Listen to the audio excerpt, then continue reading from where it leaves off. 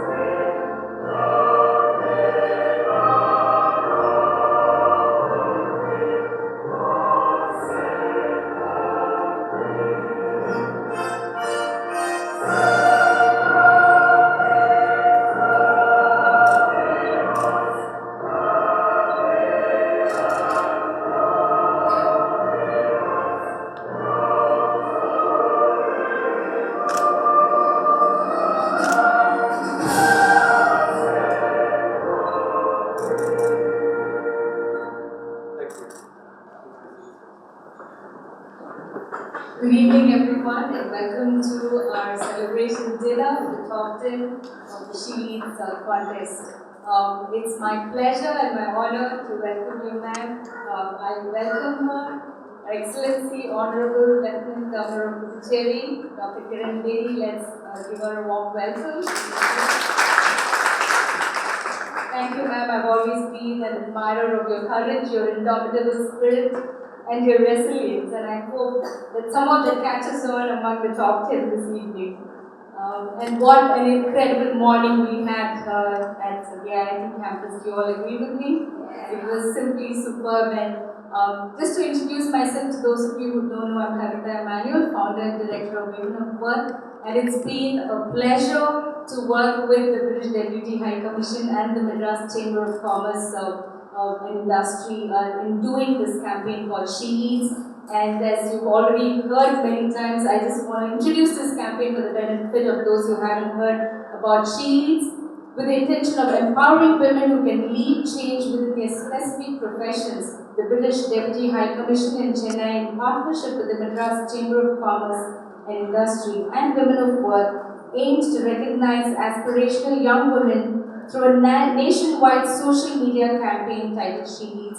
And I think we went beyond social media. The first phase was the quiz phase on social media, and many around the country participated, and we filtered it down to about 100. The second phase was to present an essay or your dream project. And all of you, yes, presented that as well. And one of my favorite parts of the campaign was the final phase, which was the interview when we met all of you. And that was an incredible experience to see all of you with such passion and such courage and the dream that you have, and you look ahead to the days ahead of you. And we just want you to know that we are there with you, and just don't give up. Don't look at glass ceilings or leaking pipes or whatever it may be that is in front of you. Just reach for the stars. And I want to congratulate you again this evening for being India's top 10. Let's give them a big hand.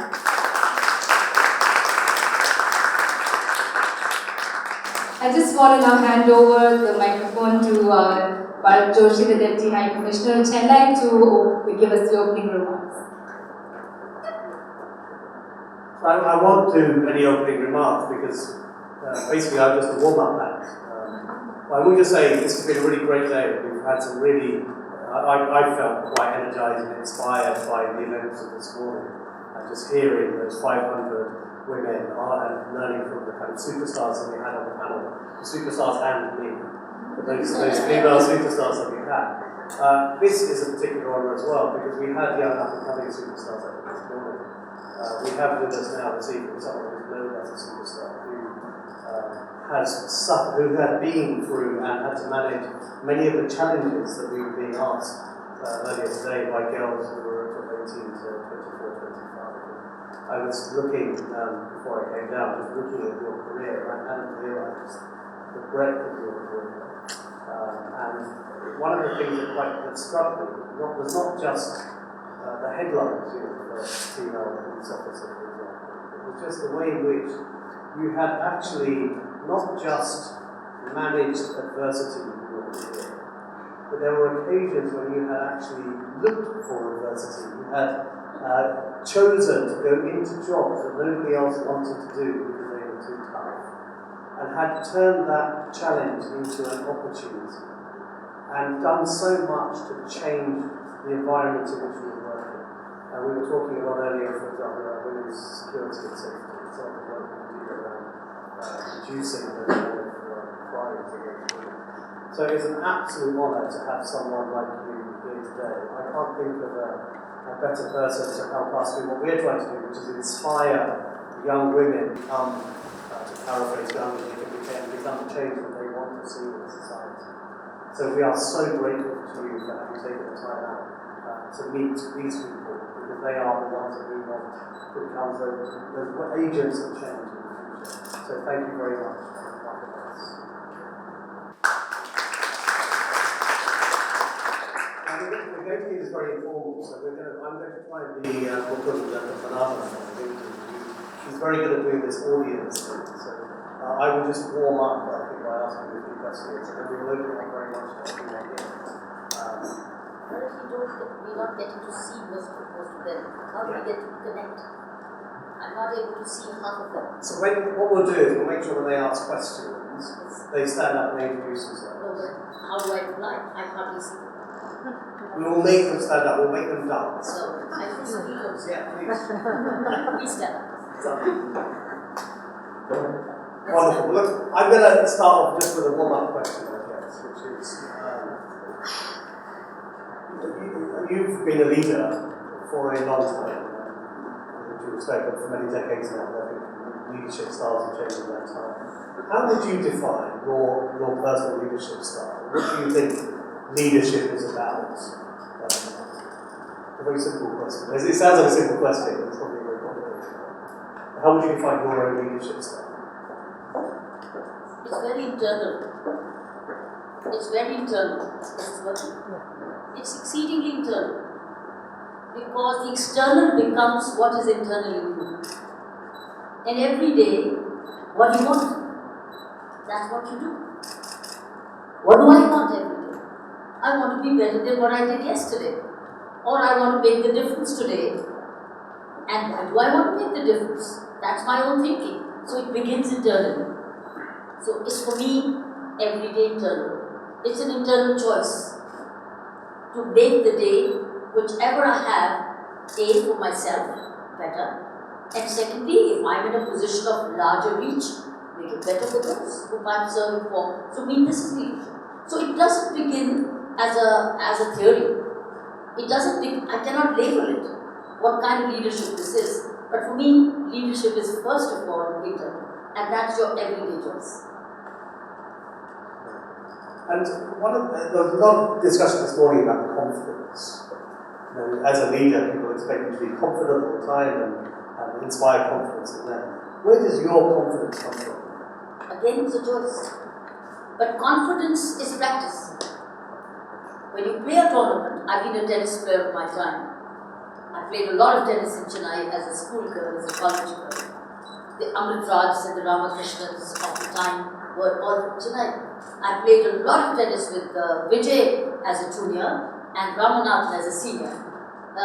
So it comes by practice. It comes by doing, not reading, not listening, but by doing. So, but listening takes you to doing. So if today's talk is going to take you to doing, then the confidence you will get for yourself. I cannot transfer confidence. I have no pen drive that here it is, stick it on and you get it. There is no such concept yet of borrowing confidence. It only comes by acquiring it and practicing it. Remember one thing, and it is yesterday's confidence which gives you confidence today, but today's deeds give you confidence for tomorrow. So there is no holiday in learning confidence. Okay, and then in your career, it seems to me that you've always tried to do the right thing. There have been times in your career, I think it's fair to say, where doing the right thing has actually put you in front, where actually you've made powerful enemies. If you'd have taken an easier path, you may have ended up in a different place. Where do you get the resolve to be able to continue to do the right thing, even when doing the right thing has sometimes has involved personal sacrifice?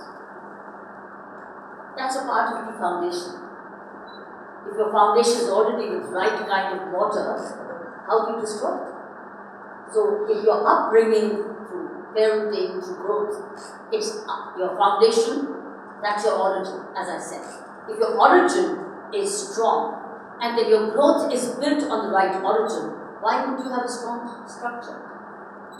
How can you explain you got such a strong structure? Because its foundation is strong. And you maintained it. That's what it is. Human body is also a building. It has a foundation and it has a structure, and then it's maintained. So whatever I have today is coming through my roots of the foundation, which came through very wonderful home, very good parenting, which I got, very wonderful family which I had, remarkable environment of growth I had, brilliant school with wonderful sisters and nuns, wonderful university and college, but I continue to grow in it. So I got to believe that that was the right thing to do. So I don't have a choice. I don't exercise a choice of doing the wrong. For me, doing the right thing is the only choice. Because that's me. And I will, God with the Almighty's grace, never choose anything which is not right, whatever be the price. Because if by chance I make a blunder and choose a wrong thing, who's paying the price for it? Me, myself first. Because as I said, leadership is internal before it's external. And I have to go to bed with myself every day. So what am I sleeping with? With what kind of guilt? I don't sleep with any guilt. I will sleep free. I put the pressure on the others by doing the right thing, not on myself. On the contrary, if I do the wrong thing, I will put the pressure on myself. I'm very selfish. Quite a brand.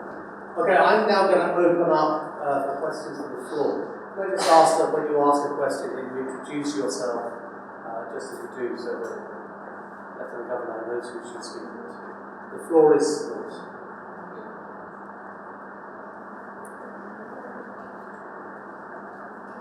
My name is Harshita. These are our winners. I could guess. I'd like to ask you that you are an inspiration to millions of us here. So, who do you look up to, or who do you take as an idol? I look up to the goodness around me. Whatever inspires, the goodness inspires me. Sacrifice inspires me. Valor inspires me. Righteousness inspires me. It could be a reading, it could be a person, it could be an incident, it could be a film, it could be that goodness inspires me. And even negativity inspires me to fight it back. So negativity doesn't depress me, it challenges me. Because I'm looking for everything positive. So I won't say so and so is my role model or my inspiration. My inspiration is every day.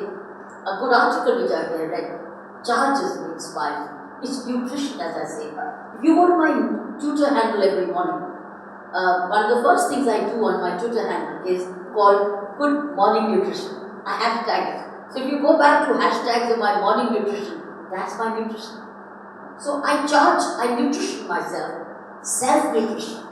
So who am I inspiring? I also do self-inspiration, self-charging, self-battery charging. So which makes you more self-reliant, isn't it? When you take charge of yourself to charge yourself for nutrition, are you dependent? No, you're independent. So my question for you is, when and how did you decide that you wanted to be the officer that you became? So how did that dream come into your head? How did you decide that you wanted to be the officer? Well, the dream was, as I was growing up, to be totally self-reliant as a woman. Not to get married off as a dog and see my parents seeing me off. I didn't want my parents to see me off. I hated that. I dreaded it. And I used to see as a child growing up, daughters being seen off. I was very scared because I wanted to have parents live as long as possible. And that is what truly happened. Even when I didn't see myself off, I drove away. I drove off. To be self-reliant as a woman grew with me because I saw far too many dependent women. Dependent women being enslaved, and I did not want to be enslaved at any cost by anyone.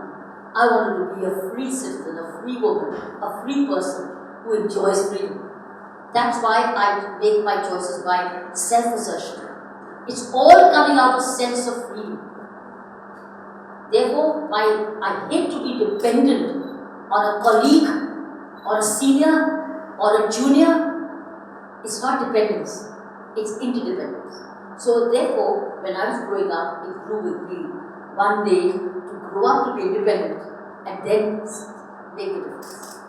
Policing came. I was a sports girl, I was a national NCC cadet, I was a very strong outdoor girl, and I naturally was not fit to be behind a desk. I had to be ahead of a desk. So that's how policing came very, very naturally. And at that time, policing was the power for justice. You want instant justice, go to the police. You want instant relief, go to the police. You want instant medicine, go to a doctor. But if you want instant safety, then you go to the police. I want to be that, where if you come to me, I'm able to say, yes, I'm here to provide you. And that's what I've done all my life, so far. Anybody who comes to me, even now, I have a solution. I'm able to provide safety. I cannot say I cannot do it. I've never ever said, I can't do it. It's not within me. I will say, sit down, let me find the way out. And I find the way out. Can I just follow up on that though? I think it might be quite interesting for all of us. I think you gloss over it, you make it sound so easy. I don't think in 1972 it can have been easy to make that choice, that decision to enter the police force. To become India's first ever IPS officer, it cannot have been as simple a choice as you make it sound. I think it might be quite interesting just to hear some of the challenges that engendered. Hello ma'am, good evening. Let me answer this question. Okay, sir, sorry ma'am. Bharat, for a woman to make it the way I did is very easy. I'll tell you when and how.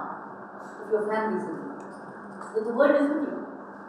Your family is with you, the world is with you. The universe for every girl to make it big is the family. And in that family, mother and father to be aligned and not going different directions. If you have the family with you, your world is complete. But if your family is not with you, then is the challenge. For me, my world was complete the moment I entered my home. That's what I'm saying, that was my foundation. It didn't matter to me what my relatives said, what my grandfather said, what my uncle said, what the people said. If my home said, and they said, be proud of you, my world is complete. My strength and energy and conviction, everything came from my home. Every girl, particularly a girl, the universe of every girl begins with her parents. And that is my strength. And therefore, once they faded away, they built me already. I cannot change till I die. Hopefully not. What I'm saying is, it is very easy. If you have the parents' acceptance with you, and they are the ones who every day give you the wind to fly.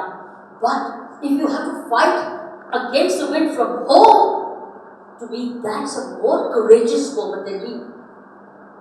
Who's done it despite odds within the home. To me, that's more courageous. Find that woman to be rewarded, not me.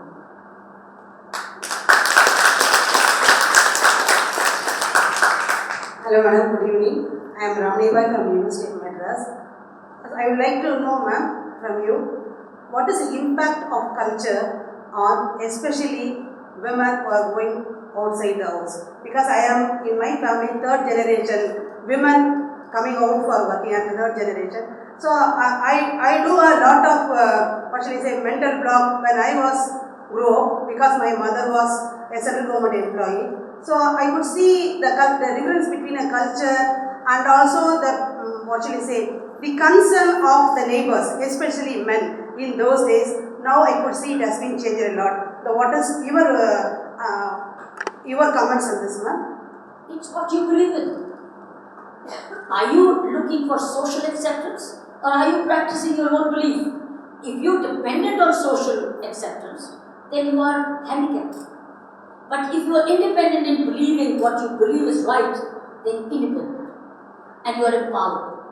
Either you disempower by being dependent on social acceptance, or you empower yourself in what you believe. So it's choice is yours. Disempowerment or empowerment. And empowerment is your self-belief. And if you're doing ethically, morally, spiritually right, then why are you looking for acceptance? Just do. Others may not be able to do what you can do. They want to hold you back. But if you fly out, they will look for you. They will one day need you. So you set the new culture by your own belief. Thank you, madam. And one more thing. What is your message to our younger generation, so that I can pass it on to our students the coming 8th month? What is, because I could see your activities in Facebook across the people, across the age, you have been interacting. So I don't think so very few can be with them across the culture, across the age group, everything. So what is your message, ma'am, to them, at least, especially our university or college going students? Every one of us has a child, adult, and a senior within us. Keep all the three alive. Keep the child in you alive. Keep the adult alive, and keep the senior alive. All the three alive. When you want to be a child, be a child. When you want to be an adult, be an adult. That's the experience that situation tells you. You can play with children and be one of them. Be a child. And you can be an adult, play with the youngsters or connect with the youngsters. And you can be a senior the way I am right now. I cannot be a child right now. But if you were all children, I would say, let's sing a song and let's dance. But if I was an adult, I'd say, let's go play. I would play hockey or play a football. So I would take them out, right? Or maybe tell them a story which will educate them. But right now, I'm playing the senior role.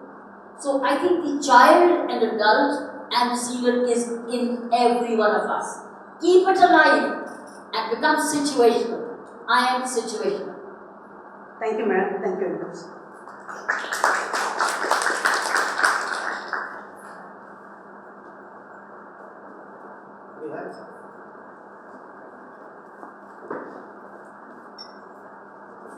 Hello, ma'am. Yes. I'm Shreya. Yes. So my question is about your opinion on moral policing. Of late, and moral policing, and specifically with the police force. Recently, there was the incident with in Mumbai where a number of couples in this hotel were forced to evacuate. A number of situations where the police force has sometimes been very insensitive about changing dynamics of men and women interacting in public spaces. What is your opinion on how that sometimes it tends to be, there's a lot of very sexist and very offensive remarks that are charged at women who perhaps hang out with men later in the evenings and all of that. So how do you feel you can prep the police force to be perhaps more gender sensitive? Remember, police is always responding to very complex situations. There is always going to be two perspectives, whether they're doing it the right way, the right thing, or the wrong way, or the wrong thing. So policing is not simple. It's not as black and white. There are lots of shades of grey. And therefore, policing is a very challenging job to do. Right? So therefore, you will always have, police did a great job by doing this, and police did a horrible job by doing it. As long as police passes the test of law, police is on the right side. But if police breaks the law itself, police is on the wrong side. That's why you have written laws, not unwritten laws.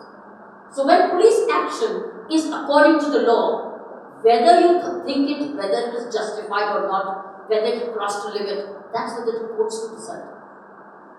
We can all have a view. We can all have a view. So therefore, when you talk about these instances like this, sometimes you never know what kind of complaints are coming to the police, and police is responding to those complaints. What kind of public nuisance is it, and what are they responding to?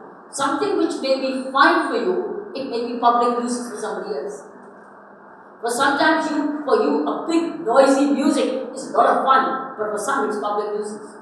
So if the public police goes and shuts that mic up, you'll say, oh, what a spoiled sport. You know, all spoiled. Specifically on the issue of gender, because do you think that we can equip our police forces to be a little more gender sensitive? Because even in cases with domestic, I'm a law student, and so especially working with domestic violence cases and things like that, do you think that we should be equipping our police force to be? Why not? Sensitization has to be an ongoing training program. Sensitization is a part of life, and police needs that kind of regular sensitization. I've just finished, I couldn't join you in the morning, we had a passing out parade of 98 women recruits along with other 100 plus men. And those 98 women recruits through the last 8 months I've been, we linked them with NGOs. We linked them with a lot of sensitive areas so that they get sensitized to suffering and pain, because this is what they could serve. So this is one of our own way. It's again by doing, not by telling. So we attach them with fishermen's colonies, with slum areas, with NGOs, old age homes or children's homes. Go and see how it goes on, so that when they respond to such like complaints, what perspective would they have in responding? So it's a constant training, and it's not once in a year. In fact, they need to be retrained so that they don't get desensitized.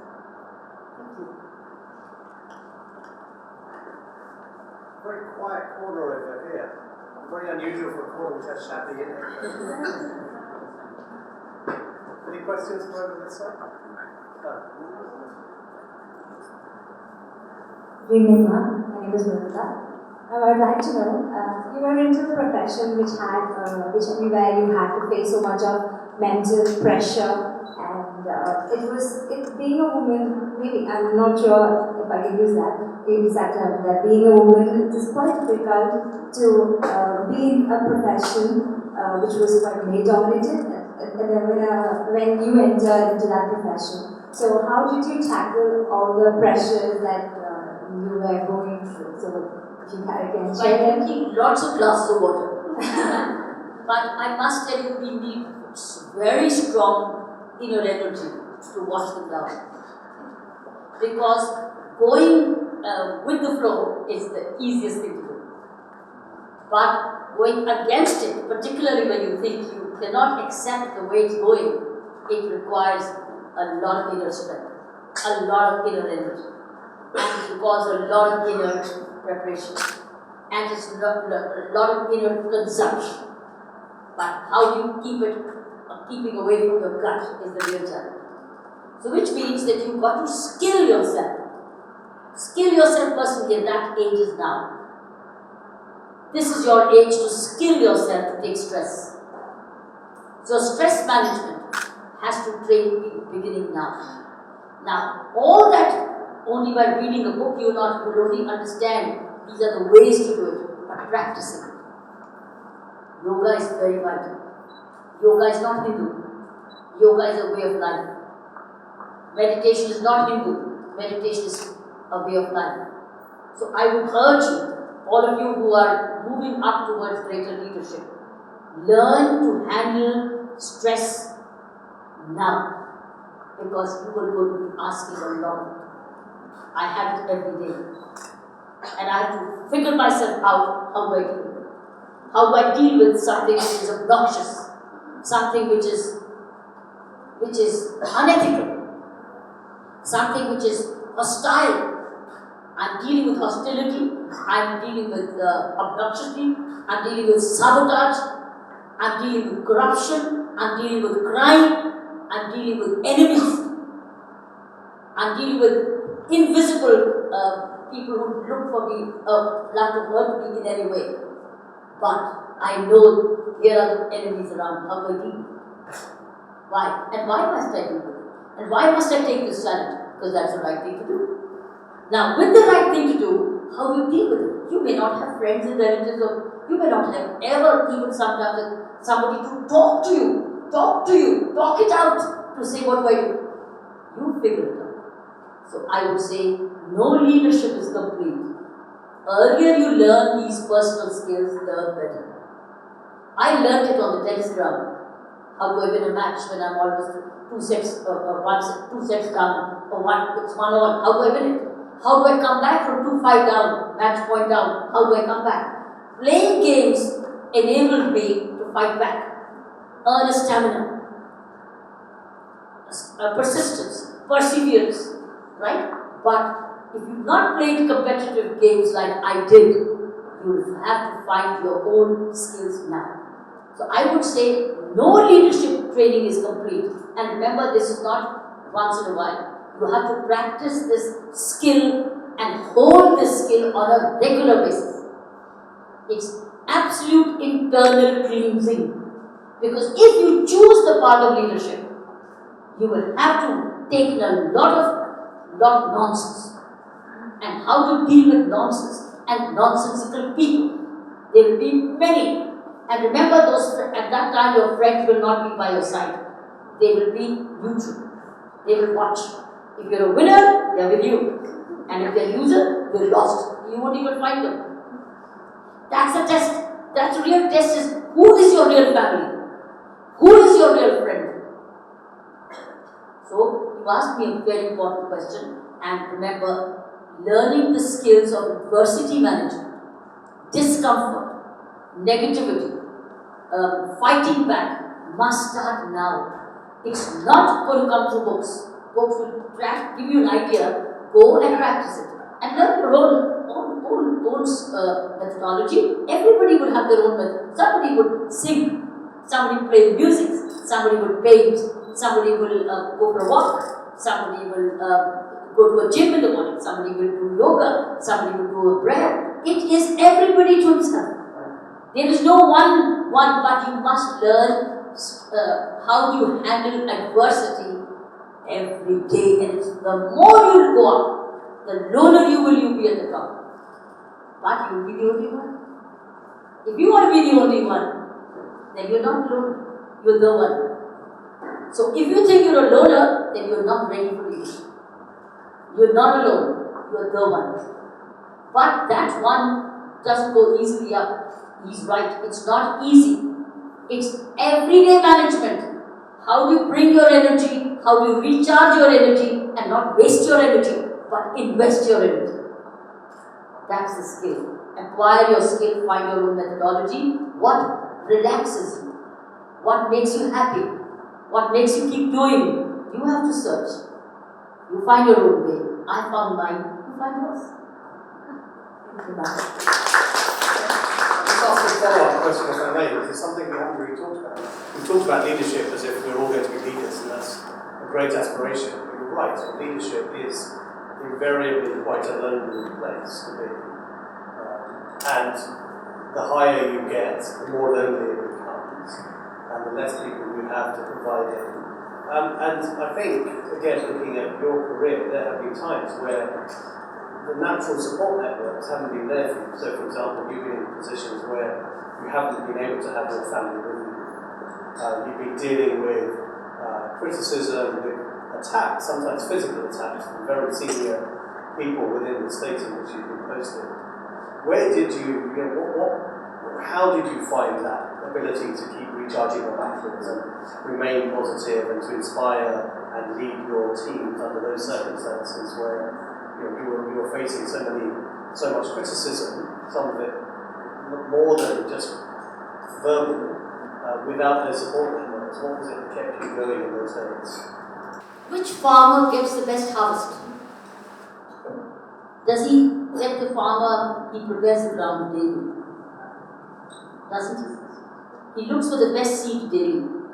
He plants it rightly in the right time and then goes and looks after his farm and tends it daily. Is there a holiday for a gardener? And the gardener, you have to be gardeners of your life. I became by profession a gardener of my own life. I garden it, I nurture it, I water it. But it all depends what time it is. And sometimes it's truly lonely. But I've learned it. It's an attitude. So if you develop an attitude, you develop that aptitude. But if you don't develop the attitude, how do you have it? So I would suggest that is why it is an attitude. That's why, since my attitude is so problem solving, so positive, not to give up, persevere, stamina, hard work, dedication, all these came, these are all nurtured. And they be nurtured over years and years and years. I don't know when they started. I started competitive tennis, regularly playing tennis from the age of 8 to 9, and continued to play competitive tennis, traveled around the country, even around the world, as a teenager, sometimes all by myself, as a 15-year-old getting off at Allahabad railway station, all in the middle of the night, all by myself, with tennis rackets, but dressed very neutrally, so that I could protect myself. I found my way. So, what did my parents do? My mother, they threw me into the swimming pools many times. Say, go survive. Knowing I'll survive. Now that I drown. So they developed that confidence in me that you will survive. Go swim yourself. So friends, earlier you learn these skills, the better. The later you learn the skills, you start reaping in them. So be your own gardeners of your own life. Look after your garden every day, the garden of your mind, the garden of your thoughts. It's as I continue to say, leadership begins internally. It's not external. External leadership is a very high position where you sing an anthem. That's external leadership. But who's sitting on it is internal. So therefore, all these things have to be every day. Look at the garden, as I said. A farmer, why does he grow three? Some farmers have 3 harvests on the same land, and others don't even have 1. He has 3 harvests and high quality. Some do not even have 1. Why? Because he does it regularly, and he respects his soil. He looks after it. He waters it. He nourishes it, and he tends it, and then he becomes its own security keeper, and then he enjoys it, and he levels it, and he puts it back with nutrients in the right way. That is what life is about. This is what life cycle is. So why would somebody who's not tending their garden and get not even 1 harvest feel jealous of somebody who's getting 3? Because that person is working 3 times extra. Not that because he wants more money, because he thinks that's his value. He adds value to his own life. Whenever I do my bit, I'm adding value to my own life. Why did my parents invest so much into me? Why did I go to the best school? Why did I play so much of high competitive tennis? Why did I go through 35 years of Indian policing at this stage to say thank you? Why? I now go to my parents who may be seeing me from above to continue to strive. So it becomes a habit to strive. But remember, there is no shortcut to hard work. You may be talented, but if you're not hard working, your talent will not grow. The key is talent plus hard work. Not hard work only, but hard work only will also help, because talent can be acquired. But hard work, talent with hard work is something, with skills of personal management. Basically, coming to personal management. That is what we do.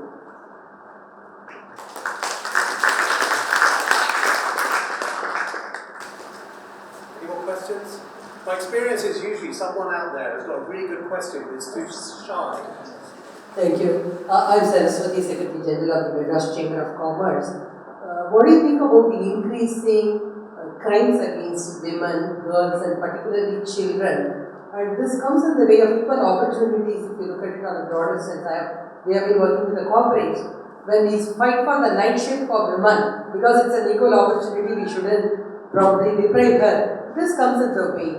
So what do you think? I mean, what do you think? Why is this increasing? Is it because the media is active, so more things are revealed, or is this value systems are going on? What do you think? Re-educate the boys. Just re-educate. Re-look at their syllabus. Give them very special sensitization training right from the childhood. So that means change the language for boys. Change the language for girls. Unless you two take, at some stage they'll speak the same language. But begin with how to uncondition the conditioning they're born with. They're being conditioned from home. They're being conditioned in school and college. They're being conditioned in society. How do you uncondition? The teacher plays a very vital role. So that means the whole syllabus. The problems of crimes against women, it's crimes by men. It's crimes by men. You need to work. Why are they committing this crime? Not crimes. Why are they committing crimes on women? Why are they committing these kinds of crimes? Let's address that. And secondly, how do women respond? So you have to train women to respond and prevent, and work on men to not to commit these crimes. So they need two sets of syllabuses. You deal with boys separately, but a stage will come when you will have more inclusive society, where they learn to respect each other's strengths. And men and women both have their own strengths, very unique to nature. Both need to learn from each other, not compete with each other. But at the moment, what's happening is that the boys' conditioning is leading to what you see.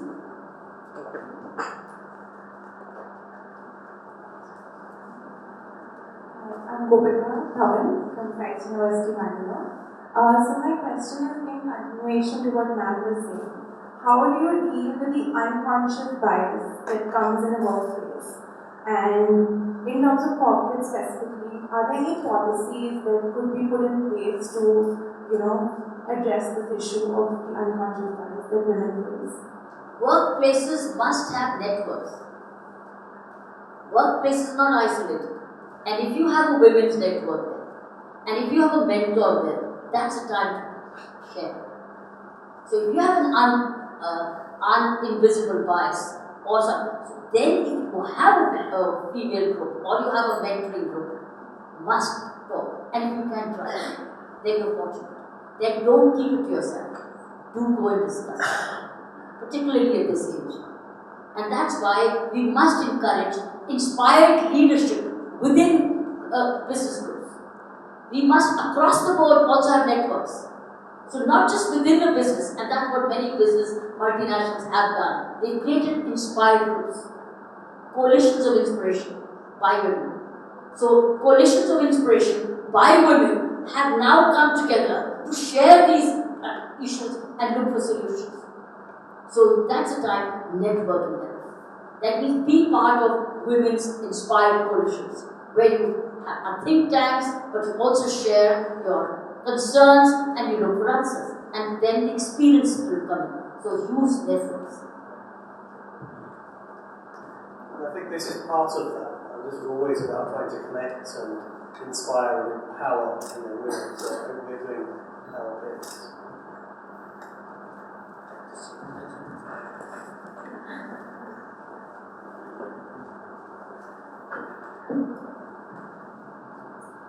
Good evening, ma'am. My name is Arunati. My small question is that what is your opinion to parents today? Like, what would you like to tell them today? Like, how you were fortunate enough to get amazing parents and to bring you up in such a way. What about people here and people who are kids today? What would your opinion be on that? Realize the children's potential. Every child who's born in has a unique potential. Is uniquely blessed with some extra quality. So therefore, if parents would allow their potential to be expressed and potential to be realized, they will never work all their life. They will enjoy their, if somebody like policing, I was very happy with outdoor. My parents let me be. Now, it's like being never at work, but being enjoying work whatever I do. Because I like doing whatever I do. Had I been held back and changed it to no, you've got to go into mathematics or you go to engineering, I would have failed first year. Because I have no mathematics in my head at all. I have humanities in my head. I'm a humanities student and not a mathematics student. But if I'd been forced to say, no, this STEM is important, engineering, science, etc. is more important, I would run away from school. So, this is what it is. Parents, let the children bloom, see the inclinations, help them find their own course, and let them enjoy life and realize it. They will always make the best of it because they are where they are comfortable. Of course, you got to rough and smooth the edges, that's your parenting. But do not make robots out of it.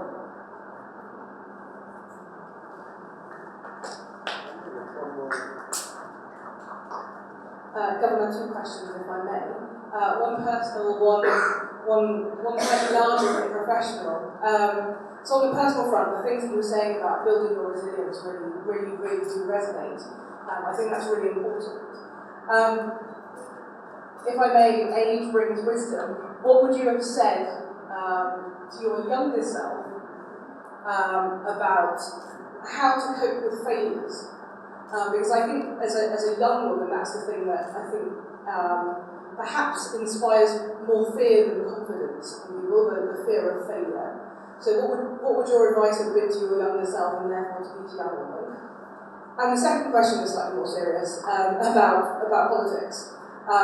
Statistics on women in politics is pretty dire. I mean, it's the same in corporations, the same, and that's not just in India, that's across the world.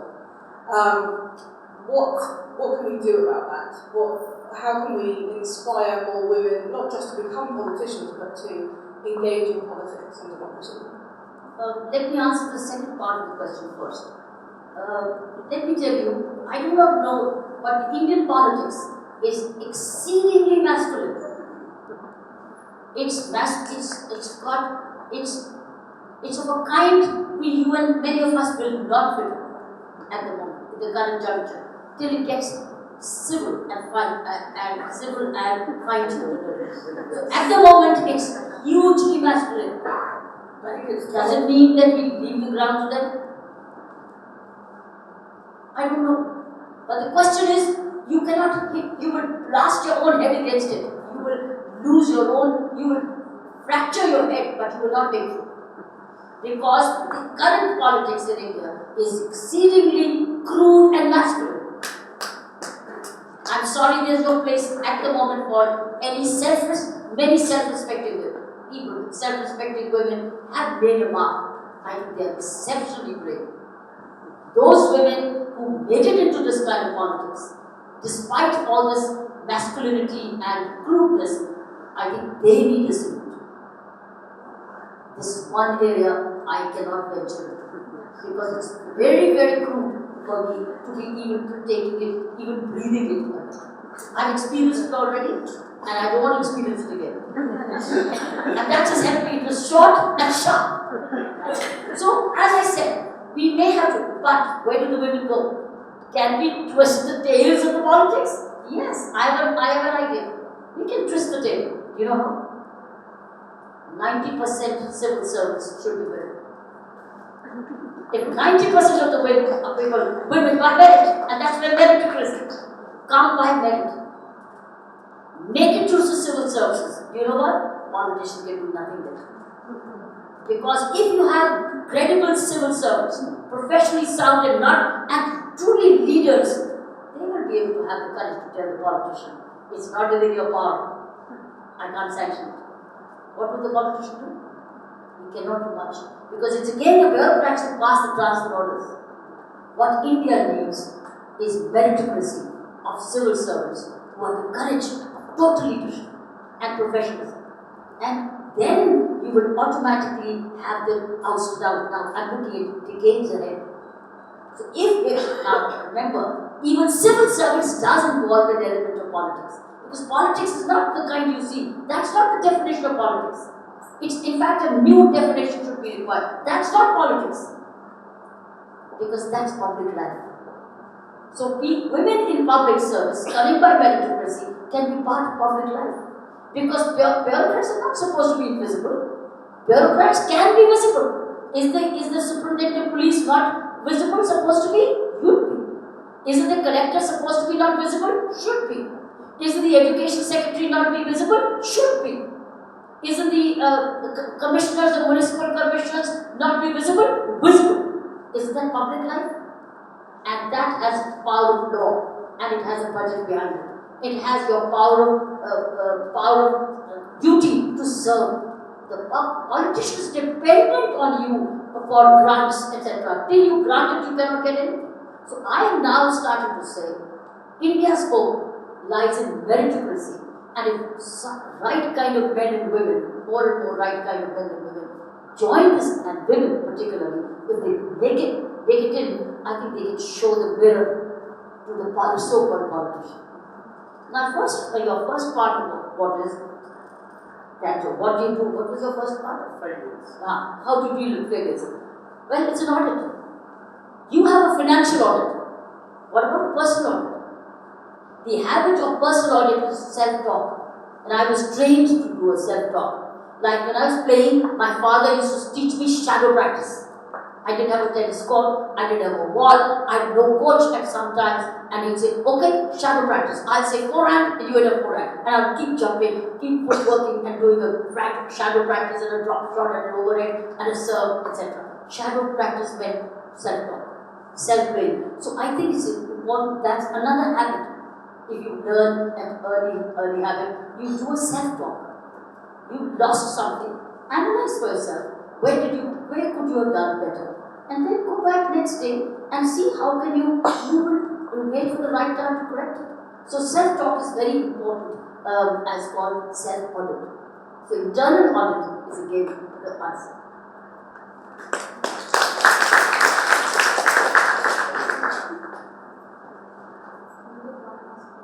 I thought you were going to get asked last. Okay, one last question. Any burning questions? Otherwise. The civil service exam, UPSC exam, a difficult exam to crack. So as a student, what are the challenges that you had? And did you have a tough subject or the subject that you didn't like? So how did you, the challenges that you faced as a student? I think the real challenges are today. During my time, there were no Facebooks, no Twitters, no emails, no television. I think those were the real. Today, these are the challenges. Against this, how do you put this social network away, media away, and their focus? I think that's the real challenge today you and me are facing. Our attention span on reading has gone so low. Even while reading an article, we want to quickly look and see what's a new message on WhatsApp. So I think that's the real challenge. Challenges during my time, I had very focused time management. It was like my personal, how do I invest my time during the day? Where do I put what? And there were no distractions. Today there are far too many distractions, and you need greater willpower to handle those distractions. So I think challenges were high then. That's how so I had no challenges. I had no distractions. So did you have a tough subject or an area that you didn't like? No, I didn't choose those subjects.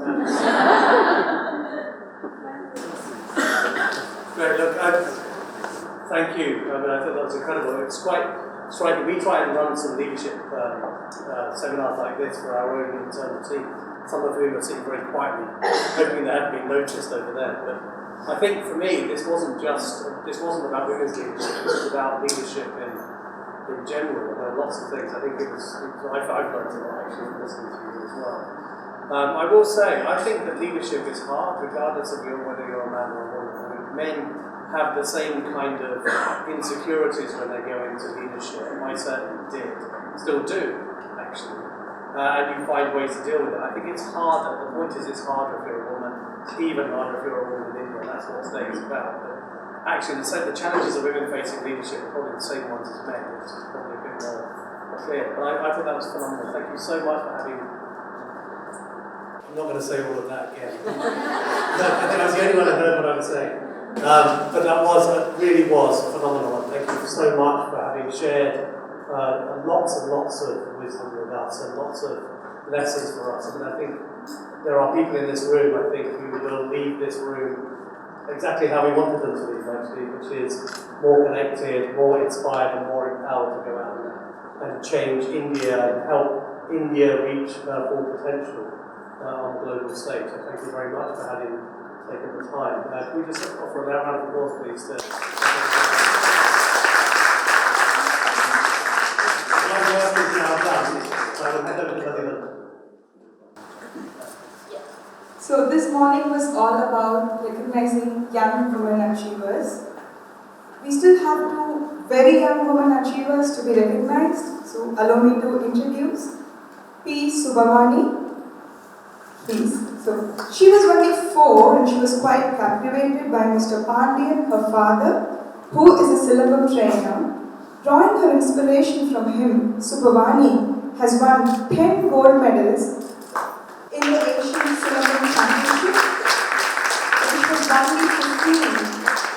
And she's won 3 gold and 2 silver at the National Championship as well. So, put your hands together for Subhavani.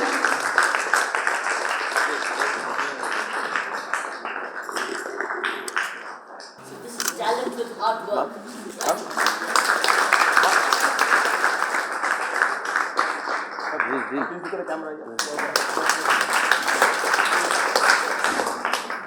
We have yet another very young achiever again.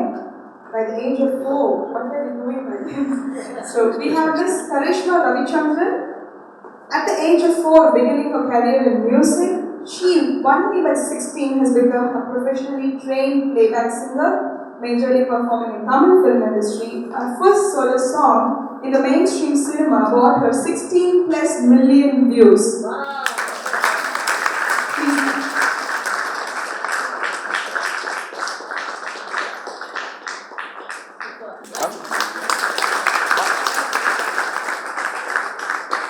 Before we break us to the winner, I would like Karishma to have a 1-minute singing performance for us.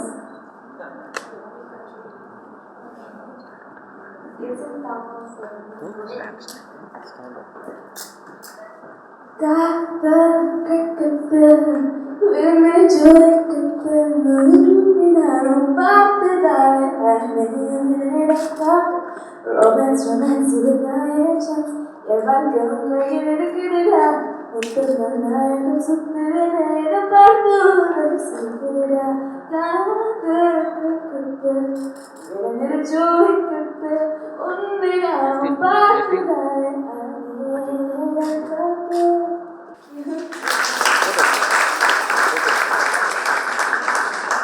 I would invite all the winners of Shieldings to have a photo with Dr. Kiran Bedi and Mr. Bharat Joshi, and they will be Dr. Kiran Bedi.